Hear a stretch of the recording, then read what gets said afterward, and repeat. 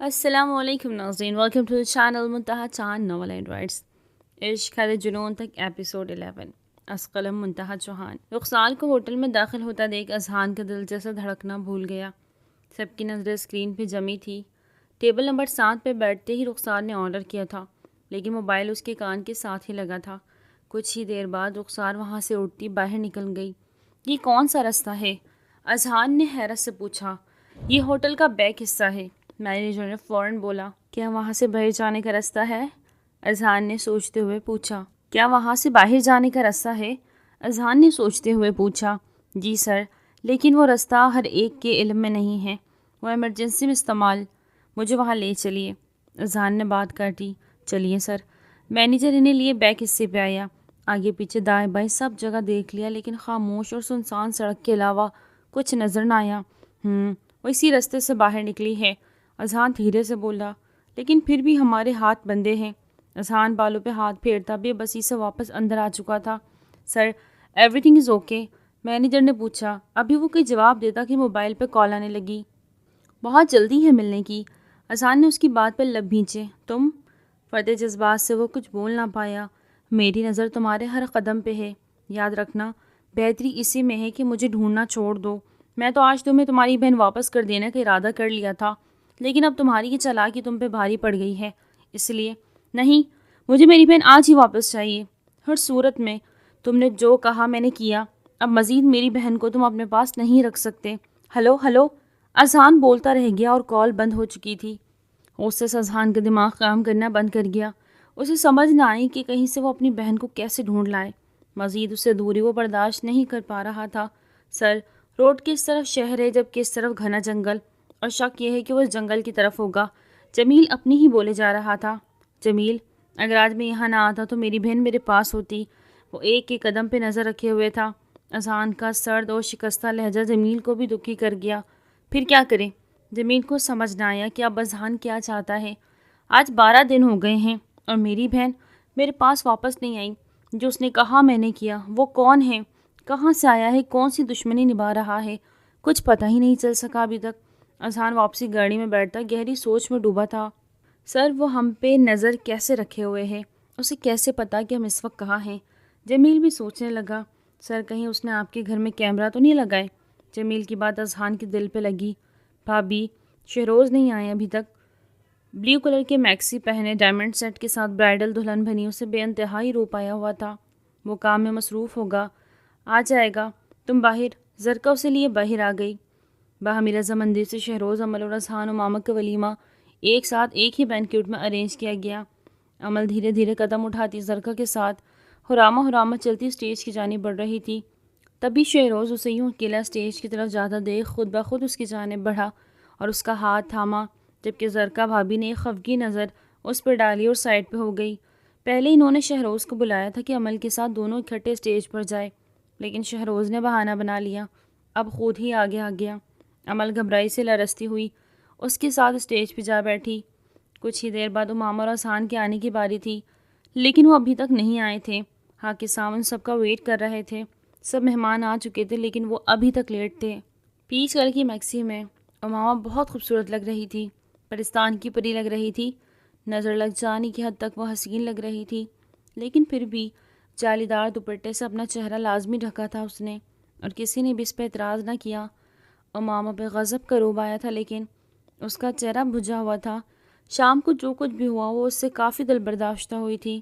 جب اذہان کا انتظار کرتے کرتے اس کے کمرے میں ہی صوفے پہ سو گئی، اور کچھ ہی دیر بعد اذہان تپے ہوئے چہرے کے ساتھ کمرے میں داخل ہوا۔ اسے اتنے حق کے ساتھ اپنے کمرے میں دیکھ اس کا پارا ہائی ہوا اور بازو سے پکڑ کر جھنجھوڑ ہی ڈالا۔ وہ بڑھڑبا کے اٹھی۔ کس کی اجازت تم میرے کمرے میں آئی؟ وہ بول نہیں دہاڑ رہا تھا۔ آپ امامہ نے بمشکل لوا کی۔ کیا آپ؟ کب دی میں نے اجازت؟ اذہان کے ماتھے پہ بے شمار پل پڑے۔ نہیں، یہ ہم نہیں کہہ رہے ہیں کہ آپ نے اجازت دی، بلکہ ہم یہ کہہ رہے ہیں کہ آپ کو پتہ نہیں، کسی کو سوتے میں ایسے نہیں جگاتے، اللہ ناراض ہوتا ہے۔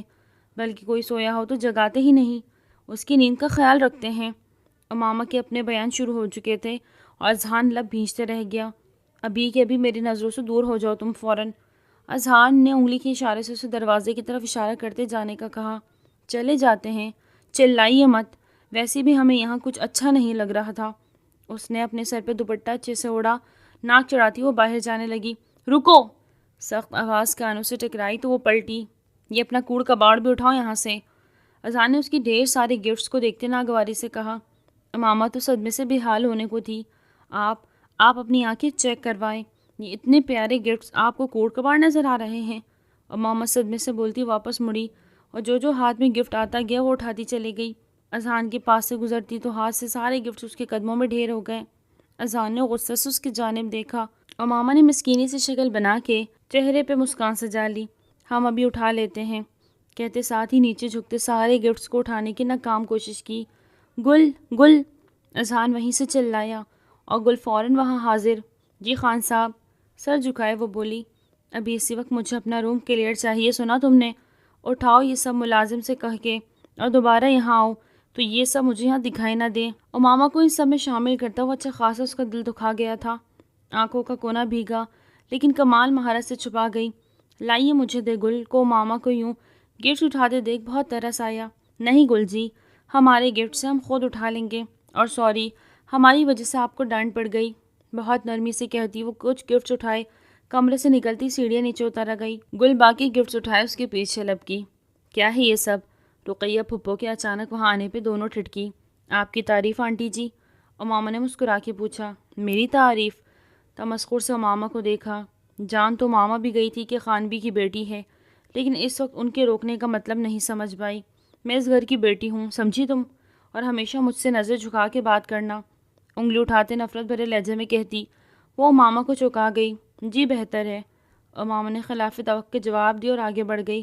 اس لمحے زوبی نے اس کے آگے پاؤں کیا تو وہ لڑکھڑائی۔ گل نے فوراً اسے سنبھال لیا لیکن امامہ کے ہاتھ سے گفٹ چھوٹ کے نیچے گر گئے۔ دیکھ کے بھائی، زوبی نے مذاق میں ہمدردی جتانے والے انداز میں کہا۔ امامہ نے بنا کوئی رسپانس دیے گرے ہوئے گفٹس کو دوبارہ اٹھانا چاہا کہ زوبی نے ایک گفٹس کے اوپر اپنے جوتے کی نوک رکھ کے اسے بری طرح کچلنا چاہا۔ گل نے افسوس سے انہیں دیکھا۔ آپ کا شوق پورا ہو گیا ہوگا تو ہم اٹھا لیں؟ امامہ نے سر اٹھا کے زوبی کو دیکھتے سنجیدہ انداز میں پوچھا۔ اس کا رنگ روپ دیکھ زوبی بری طرح سلگ رہی تھی۔ اٹھاؤ اپنا یہ گند کباڑ اور لے جاؤ یہاں سے، زوبی نے نفرت اور حقارت سے اسے دیکھتے کہا۔ بہت بری ہے یہ دونوں ماں بیٹی، کمرے میں آتے گل نے بہت افسوس اور غصے سے کہا، جبکہ امامہ کے چہرے پہ ایک بھی شکن نہیں تھی۔ گل جی، اللہ تعالیٰ نے سب کو اس دنیا میں بھیجا ہے، ہر ایک نے اس دنیا کے کاموں میں اپنا حصہ ڈالنا ہے۔ اب کس طرح کا حصہ ہے یہ انسان ہی پہ چھوڑ دیں۔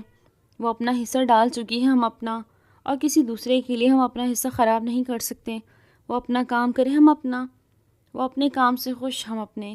امامہ نے مسکرا کے بات ختم کر دی۔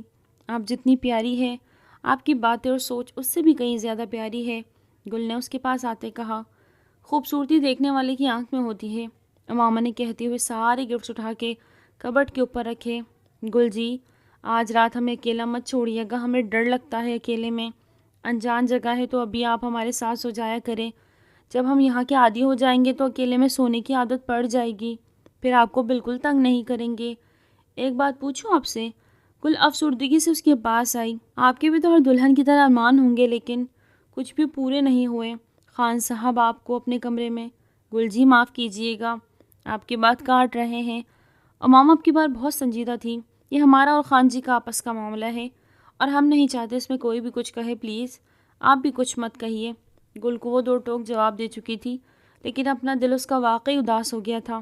کیا واقعی وہ دھتکارنے کی قابل تھی؟ اذان خانزادہ نے کتنی بے دردی سے اسے دھتکارا تھا، وہ بھول ہی نہیں پا رہی تھی، اور اب ولیمہ کے وقت بھی بھلے ہی وہ حسن کی ملکہ بنی ہوئی ہو لیکن چہرے کی اداسی نے اس کے روپ میں مزید اضافہ کر دیا تھا۔ اذان خانزادہ کو خانبی نے امامہ کے پاس جانے کا اشارہ کیا۔ وہ چہرے پہ سنجیدگی سے جائے امامہ کی جانب بڑھا اور اس کا ہاتھ تھامتا آگے اسٹیج کی جانب بڑھا۔ وہاں ان کے بیٹھنے کا بھی بہت خوبصورت انتظام ہوا۔ اذان کے ہاتھ تھامنے سے امامہ کے اندر ایک عجیب سی لہر دوڑی کہ وہ لرز کے رہ گئی، اور جب تک ہاتھ اس کے ہاتھ میں رہا وہ تم سادے ایک ساتھ چلتی اسٹیج کی جانب ایک ایک قدم ٹھہر ٹھہر کے اٹھاتی، بار بھی گڑیا لگ رہی تھی۔ میرے ہاتھ میں تیرا ہاتھ ہو، ساری جنتیں میرے ساتھ ہو۔ دوسری جانب زوبیہ اور رقیہ بیگم بری طرح اندر ہی اندر جلن کا شکار ہو رہی تھی۔ کیا ہوا رقیہ بہن، اتنی چپ چپ کیوں ہوں؟ وہی عورت ان کے پاس آئی تو رقیہ نے اسے دیکھ کے منہ پھیر لیا۔ لگتا ہے نظر لگ گئی ہے تمہاری بیٹی کے نصیبوں کو۔ طنزیہ لہجہ اپنایا تھا۔ اس عورت کا اپنا دل تھا کہ اس کی چھوٹی بہن اس خاندان کی بہو بنے، لیکن یہ ارمان ارمان ہی رہ گیا۔ آج رقیہ کا ارمان بھی حسرت بنتا دیکھ انہیں گونا سکون محسوس ہوا۔ ضروری نہیں جو دکھتا ہے وہی سچ ہو، پاسا پلٹنے میں دیر کہاں لگتی ہے۔ رقیہ نے بھی جل کے کہا تو وہ مذاق اڑاتی وہاں سے چلی گئی۔ ہر ایک کی نظر میں ہمارے لیے طنز اور حقارت ہے، اور اس لڑکی کو ان سب کا کیا چکانا پڑے گا۔ دل ہی دل میں وہ شدید بغض لیے ماما کو سخت نفرت سے دیکھ رہی تھی۔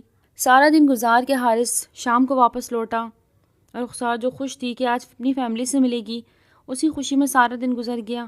اب شام کو جب حارث واپس لوٹا تو اس پہ چڑھ دوڑی، کوئی احساس ہے یا نہیں؟ سارا دن انتظار کرتی رہ گئی میں، اور تم اب آ رہے ہو؟ حارث اسے چلاتے دیکھ ایک لمحے کو ٹھہر سا گیا۔ یہ کیا تم بیویوں کی طرح رعب جما رہی ہو مجھ پہ؟ اپنی لمٹس میں رہو۔ حارث نے منہ بگاڑ کے کہا، مجھے گھر جانا ہے۔ رخسار کا لہجہ رون گیا۔ بنا اس کی بات کا برا مناتی وہ اس کے پاس آتے نہ روٹے پن سے کہا، یہ لو جاؤ ڈریس چینج کر لو، پھر چلتے ہیں۔ ایک شاپنگ بیگ اس کی جانب بڑھایا۔ اس میں کیا ہے؟ اتنا ہیوی ڈریس میں کیوں پہنوں یہ؟ رخسار نے حیرانی سے پوچھا۔ دیکھو اگر جانا ہے تو یہ پہن کے آؤ، ورنہ بس آپ اور دھمکیاں نہیں۔ رخسار نے اسے تیز لہجے میں ٹوکا اور اندر چلی گئی۔ کچھ ہی دیر میں وہ کپڑے چینج کرتی باہر آئی۔ ایک پل کو حارث اسے اتنے دن بعد یوں تیار دیکھ کے دیکھتا ہی رہ گیا۔ چلا اب اس پہ رعب جماتی، وہ پھر سے حارث کو غصہ دلا رہی تھی۔ حارث نے اسے بازو سے پکڑ کر اپنی طرف کھینچا کہ وہ زخمی شیرنی کی طرح دیکھتی رہ گئی۔ مجھ پہ رعب مت جماؤ سمجھی، لے کے جا رہا ہوں، احسان مانو، ورنہ جو تمہارے بھائی نے آج کیا ہے، میرا ارادہ بدل چکا تھا۔ جھٹکے سے بازو کو چھوڑتا وہ گاڑی کی چابی اور دراز سے گن نکالنے لگا۔ رخسار کا دل چاہا کہ کرارا سے جواب دے، لیکن اس وقت وہ کوئی بدمزگی نہیں چاہتی تھی، ورنہ کیا پتہ وہ اسے یہیں پھر سے بند کر کے چلا جاتا۔ چلو کہتے ساتھ ہی وہ اپنا ضروری سامان لیتا باہر نکلا، اور وہ اس کے پورے کاٹیج کو ایک نظر دیکھتی اس کے پیچھے ہولی۔ ولیمے کا فنکشن اپنے عروج پہ تھا۔ باہر گاڑی آ کے رکی۔ کوئی نہیں جانتا تھا کہ اس میں اترنے والی ہستی اندر موجود لوگوں کو ہلا کے رکھ دینے والی ہے۔ یہاں کیوں لائے ہیں تم نے مجھے میرے گھر پہ؟ رخسار نے حیرت سے اس روشنیوں سے سجے بینکٹ کو دیکھا اور حارث سے پوچھا، جاؤ وہاں اندر ہے تمہارے سب گھر والے، خوشیاں منا رہے ہیں اپنے بیٹے کی شادی کی، یہ یاد رکھے بنا کہ ان کی بیٹی 12 دن سے غائب ہے۔ حارث نے ایک چپتا ہوا طنز کیا۔ رخسار کو اس کی کسی بات پہ قطعی کوئی یقین نہیں آیا۔ ایک خاموش نظر اس پر ڈالی اور گاڑی کا دروازہ کھولا۔ Good luck for your future life. Haris کی معنی خیز بات کا مطلب وہ نہ سمجھ سکی، لیکن اس کی بات پہ وہ پلٹی تھی۔ تم نے مجھے کیوں کڈنیپ کیا؟ تمہارا کیا مقصد تھا؟ مجھے نہیں پتہ، لیکن ایک بات ہے، میں نے اللہ سے دعا کروں گی کہ تم سے دوبارہ میری ملاقات کبھی نہ ہو۔ نفرت سے کہتی وہ حارث کو چپ ہی کرا گئی۔ گاڑی سے اترتی وہ اپنا فراک دونوں ہاتھوں سے تھامے اندر کی جانب بھاگنے والے انداز میں بڑی تھی۔ یہ تو وقت ہی طے کرے گا کہ ہم پھر ملیں گے یا نہیں۔ معنی خیز مسکراہٹ کے ساتھ وہ وہاں سے گاڑی کو بھگا لے گیا۔ مما آپ ٹھیک ہے نا؟ اچانک سے رخسار کو یاد کرتے فرحت بیگم اسٹیج پہ گرنے لگی تھی کہ اذہان نے فوراً آگے بڑھ کر ماں کو سہارا دیا۔ بیٹا بس چکر سا آ گیا۔ بیٹے کا سہارا لیے وہ ایک طرف اسٹیج پہ رکھے چیئر پر بیٹھنے لگی کہ مما! اچانک سے آواز پہ وہاں موجود سب لوگوں کی نظر آنے والی ہستی پہ جا ٹھہری۔ ہال میں موجود سب کی نظریں اس لڑکے پہ ٹکی تھی جس کی آنکھوں میں ڈھیر سارے آنسو تھے۔ وہ سب جو اسٹیج پہ موجود اسے اپنی آنکھوں کے سامنے کھڑا دیکھ وہم کا ہما کر رہے تھے۔ اس کی نظروں میں ایک شکوہ نظر آیا، ایک شکایت تھی، آنسو تھے، سوال تھے۔ گال پہ آنسو کو ہاتھ کی پوچھ سے رگڑتی وہ بے یقینی اور دکھ سے ماں اور بھائی کو دیکھ رہی تھی۔ رخسار! فرحت بیگم کی آنکھیں جھلملا گئی، وہیں کرسی پہ بیٹھتی چلی گئی۔ آنسو ان کے بھی بہہ نکلے۔ اذہان خان زیادہ نیچے اترتا میکانکی سی کیفیت سے اس کے پاس آیا۔ وہ بس یک ٹک بھائی کو دیکھے جا رہی تھی۔ اذہان کی آنکھیں بھی نم ہوئی، ہاتھ بڑھا کے اس کے گال پہ بہتا آنسو صاف کیا اور کھینچ کے اس اپنے سے گلے سے لگایا۔ دونوں ہی خاموش آنسوؤں کے ساتھ ایک دوسرے کے گلے رو دیے، جبکہ فرحت بیگم نے شکر سے آنکھیں مونتے اپنے اللہ کا شکر ادا کیا۔ سبھی کی حیران نظریں منظر دیکھ رہی تھی، خاص کر امامہ کی فیملی، جو جانتی ہی نہیں تھی کہ رخسار آخر ہے کون، اور کیا اذہان کی کوئی بہن بھی تھی۔ آؤ مما سے ملواؤں، سب تمہارا کب سے انتظار کر رہے تھے۔ اذہان رخسار کو فرحت بیگم کے پاس لے گیا۔ انہوں نے تو رخسار کو ایسے چوما جیسے برسوں سے پیاسی تھی۔ آج سیراب ہوئی۔ خان بھی، شاہ زیب صاحب، چچا چچی، سائمہ رحمت سب سے ملتے ایک پل کو سب کچھ بھول گئی کہ وہ کہاں ہیں۔ وہ سب اس کے پاس تھے، اپنے تھے۔ کیا وہ واقعی اس کے اپنے تھے؟ بے اختیار نظر اسٹیج پہ برجمان دلہن پہ جا ٹھہری۔ آ گڑیا، سب سے تمہارا تعارف کرواؤں۔ اذہان نے بہت فخر سے اپنی بہن کا ہاتھ تھاما اور اسی لیے اسٹیج کی جانب بڑھا۔ اسی وقت رخسار کا جی چاہا کہ اپنا ہاتھ چھڑوا کے وہاں سے کہیں دور چلی جائے۔ وہ اب تک یہی سمجھتی رہی کہ حارث اس سے جھوٹ بول رہا تھا، اس کا بھائی اس کی گمشدگی میں شادی کیسے کر سکتا ہے۔ حارث نے جو تصویریں دکھائی تھی ان پہ بھی یقین نہ کیا، لیکن وہ سب سچ تھا۔ اس کے گھر والے سب یہاں موجود تھے۔ اذہان سب سے اس کا تعارف اپنی بہن کی حیثیت سے کروا رہا تھا، جبکہ رخسار غائب دماغی سے سب کو دیکھتی ایک دم سے اس کی نگاہیں گھونگھٹ نکالے بیٹھے دلہن پہ جا ٹھہری۔ کیا باقی سب باتوں کی طرح یہ بھی سچ تھا کہ اذہان کی دلہن کوئی اور نہیں امامہ تھی؟ رخسار کو اپنا دم گھٹتا ہوا محسوس ہوا۔ ویسے آپ نے بتایا نہیں کہ آپ کی ایک بہن بھی تھی؟ زرگا بھابھی نے مسکرا کے اذہان سے کہا تو وہ پیار سے رخسار کو دیکھنے لگا۔ یہ بہن سے زیادہ میری جان ہے اور اس کی خوشی سے بڑھ کر میرے لیے میری زندگی میں اور کچھ نہیں۔ اذہان نے رخسار کا ماتھا چوما۔ یہ تو ملک سے باہر گئی تھی تو اچانک کیسے آ گئی؟ رقیہ پھپھو کو بھی کچھ کھٹکا، کیونکہ سب کو خان فیملی نے رخسار کے متعلق ہی بتایا تھا کہ وہ ملک سے باہر ہے، اور اب یہ اچانک سے انہیں سب ہضم نہ ہو رہا تھا۔ ارے رخسار، تم اچانک ہی یوکی کے ماموں کے پاس چلی گئی اور اچانک سے ہی واپس آ گئی۔ رقیہ پھپھو میٹھا سا دنس کر گئی۔ کیوں، آپ کو کوئی مسئلہ ہے؟ اذہان نے رخسار کے چہرے پہ ایک سایہ سا لہراتے دیکھا اور وہیں اس کا دماغ گھما تھا۔ رخسار کے لیے اس نے اپنا بزنس کا آدھا شیئرز اپنے خان مینشن قربان کر دیا۔ کوئی کچھ کہے تو کہے کیسے برداشت کرتا؟ مجھے گھر جانا ہے، رخسار نے اذہان کے کان میں دھیرے سے کہا۔ بس میری جان، چلتے ہیں۔ رخسار کو اپنے ساتھ لیے وہ ایک پل کو بھی اسے اکیلا نہیں چھوڑ رہا تھا، اور امامہ کو تو وہ ویسے ہی بھولا تھا جیسے وہ موجود نہ ہو۔ اب آئے گا مزہ، جب رخسار ہی رخسار ہوگی اور اس لڑکی کی عزت 2 ٹکے کی رہ جائے گی۔ خوشی سے چہکتے ماں کے گانوں میں کہتی زوبیہ رقیہ بیگم کو بھی خوش کر گئی۔ اپنے چہرے سے ماسک ہٹاتا اب وہ اپنا چہرہ باغور آئینے میں دیکھ رہا تھا۔ رخسار اس کے متعلق کچھ نہیں جانتی تھی سوائے اس کے کہ اس کی آنکھیں کالی ہیں۔ نہیں، اس کی آنکھیں کالی نہیں تھی۔ اس نے لینز اتارے، اس کی آنکھیں گہری سبز تھی۔ وہ اپنے نام کا ٹیٹو کا اپنی کلائی پہ اب واضح کر چکا۔ وہ تو تھا ہی نہیں جو دکھ رہا تھا، وہ تھا ہی نہیں جو چھپا تھا، وہ تھا جو صرف وہی جانتا تھا۔ ایک مقصد تھا اس کا جس میں کچھ حد تک کامیاب ہوا۔ موبائل اٹھاتا وہ ایک میسج ٹائپ کر رہا تھا۔ پہلی جیت مبارک ہو partner, now it's time to second one and race begin, good luck, کہتے ہوئے موبائل کو ایک طرف رکھتا وہ مسکراتا ہوا شاور لینے چلا گیا۔ اب اسے اپنے اصل روپ میں واپس لوٹنا تھا۔ ڈیول اور حارث کا آج خاتمہ تھا۔ بھابھی پلیز آپ یہیں رک جائیں میرے پاس۔ عمل نے زرکا کا ہاتھ تھام لیا۔ وہ شہروز کے رات والے رویے سے اپسیٹ تھی۔ اب پھر سے وہیں سب برداشت کرنے کی اسے سخت نہ تھی۔ کیا بات ہے عمل؟ مجھے ایسا کیوں لگ رہا ہے جیسے تم کچھ اپسیٹ ہو؟ کوئی بات ہوئی ہے شہروز کے ساتھ؟ اسے بیڈ پہ بٹھاتے وہ خود بھی اس کے ساتھ بیٹھتی متفکر سے لگی۔ نہیں بھابھی، ایسی تو کوئی بھی بات نہیں۔ عمل سر جھکائے بولی۔ بس ایسے ہی گھبراہٹ سی ہو رہی تھی۔ عمل نے اپنے نروس ہونے پہ کسی حد تک قابو کیا۔ فکر نہیں کرو، کچھ نہیں ہوتا۔ شہروز بس ذرا سا غصے کا تیز ہے، ورنہ وہ دل سے تمہیں چاہتا ہے۔ زرکا نے عمل کو بہت پیار سے دیکھتے اس کا دوپٹہ ٹھیک کیا۔ ان کا غصہ ہی تو مجھ سے برداشت نہیں ہوتا۔ وہ یہ سوچ سکی لیکن کہہ نہ سکی۔ چچی ابھی وہ اور کوئی بات کرتی کہ معروف بھاگتی ہوئی اندر داخل ہوئی۔ اس کے پیچھے شہروز بھی تھا۔ معروف آتے ہی عمل کے گلے لگ گئی۔ عمل نے بہت پیار سے اسے گلے لگایا تھا۔ چاچی، آپ تو دلہن بن گئی۔ وہ مسکرا رہی تھی، اس کی مسکان بہت پیاری تھی۔ معروف کہاں تھے آپ؟ بابا کب سے آپ کا ویٹ کر رہے تھے۔ ڈھیر ساری چاکلیٹس کے ساتھ زرکا نے اسے وہاں سے ٹالنا چاہا، ورنہ اس کی کوئی نئی فرمائش شروع ہو جانی تھی۔ بابا سے کہیں معروف از بیزی، آج میں چاچی کے ساتھ یہیں سوؤں گی۔ اس نے عمل کے گرد بازو پھیلائے۔ عمل کا سر جھکا جبکہ زرکا نے ماتھے پہ ہاتھ مارا۔ شہروز ایک مسکراہٹ معروف کی جانب اچھالتا باتھ روم کی جانب بڑھ گیا۔ بیٹا، بابا ناراض ہو جائیں گے، اور چچی بھی تو تھک گئی ہے نا، ابھی وہ بھی آرام کریں گی، آپ بھی کریں، صبح مل لیجئے گا، زرکا نے پیار سے سمجھایا۔ ماما چاچی اب ہمارے ساتھ ہی رہیں گی؟ معروف کو بے انتہا خوشی ہو رہی تھی۔ جی بیٹا، وہ یہیں رہیں گی، وہ بھی ہمیشہ، زرکا نے اسے یقین دلایا۔ پھر آئے چچی، پھوپھو کے کمرے میں چلیں۔ معروف اس کا ہاتھ تھامے اٹھی تھی۔ معروف، زرکا نے خفگی سے ٹوکا۔ ماما پلیز آپ جائیں، مجھے چاچی سے ڈھیر ساری باتیں کرنی ہیں۔ معروف نہیں ٹل رہی تھی۔ بھابھی رہنے دے، یہی عمل نے مسکرا کے معروف کو گود میں بٹھایا۔ نہیں عمل، تم آرام کرو، یہ تو ایسے ہی بچی ہے، اسے میں سنبھال لوں گی۔ معروف کو گود میں اٹھایا جس نے خفگی سے منہ پھیر لیا۔ کسی بھی چیز کی ضرورت ہو تو بلا جھجک بتا دینا، شرمانا نہیں، اپنا گھر ہے اب یہ تمہارا، ٹھیک ہے؟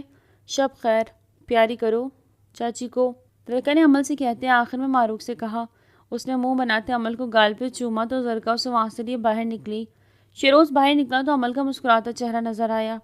ایک پل کو عمل کی نظر بے اختیار شیروز پہ جا ٹھہری، اس کے چہرے کی مسکان پل میں غائب ہوئی۔ آج تک کی ایپیسوڈ تھی یہیں تک، پھر ملیں گے نیو ایپیسوڈ کے ساتھ، تب تک اپنا بہت زیادہ خیال رکھیں۔ ٹل دین ٹیک کیئر، اللہ حافظ۔